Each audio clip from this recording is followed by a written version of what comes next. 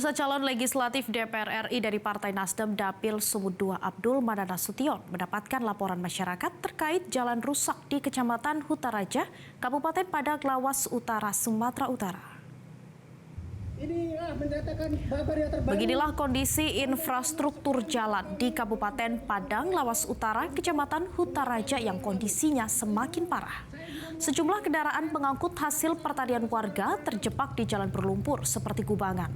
Akibatnya masyarakat merasakan dampak kesulitan untuk keluar dan masuk ke desa mereka.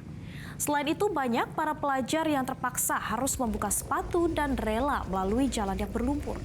Caleg Nasdem Abdul Manan mengatakan bahwa perbaikan infrastruktur adalah program prioritas kerjanya untuk menciptakan perubahan dan perbaikan.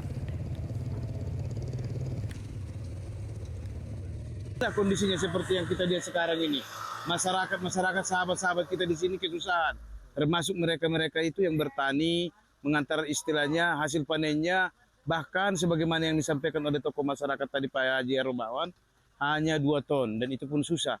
Sedangkan hari ini tidak. Jelajahi cara baru mendapatkan informasi. Download Metro TV Extend sekarang.